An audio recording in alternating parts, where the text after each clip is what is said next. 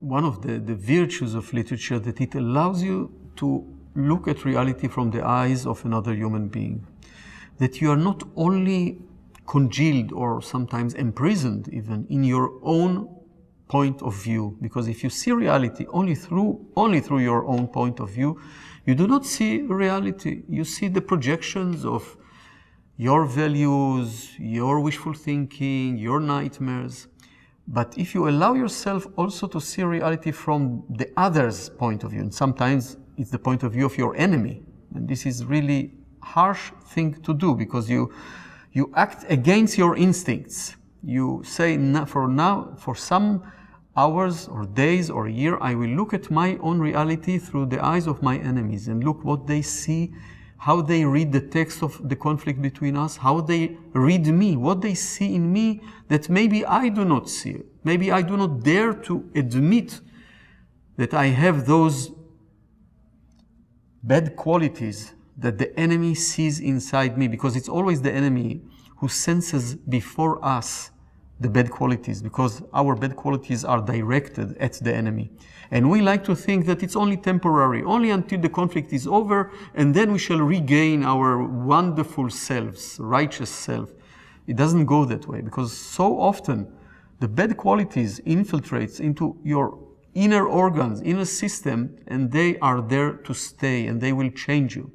So it's also useful to look at ourselves from the eyes of our enemy, without losing our identity. I never lost my identity. My identity is quite clear to me. Even when I wrote about the most atrocious characters, when I wrote about a commander of a Nazi extermination camp in my book, Sea Under Love. And it was important for me to understand this person, to understand how a normal human being becomes a monster. What are the processes one has to take in order to reach this low point? What do you have to erase in yourself in order to erase the life of so many people? It was essential for me to learn. And when I write about the conflict that Israel has with the Palestinians for more than a century,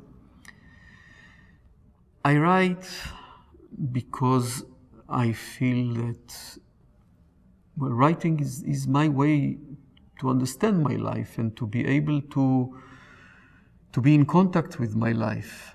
And also I feel that there is such a temptation of the government, of the army, of our anxieties, to manipulate the language with which we describe this reality.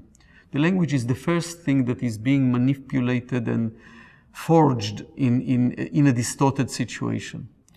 And I have this instinct of a writer that I want to call things by the right name, to call occupation, occupation, and murder, murder, and terror, terror.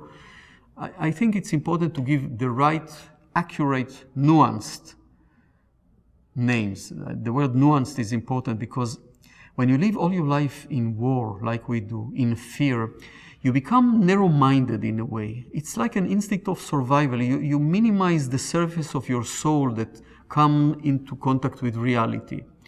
And therefore reality, or the way to describe this reality, becomes thick.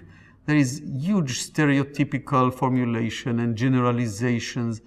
And I think that we should insist on nuances, really insist, even when they are painful. And nuances are painful quite often. They are not protecting us from reality, as most of the whitewashed language of the occupation does. Nuances forces us, it's like a shot all the time, to your arm here. It's painful. And suddenly you understand things about yourself that you preferred not to know.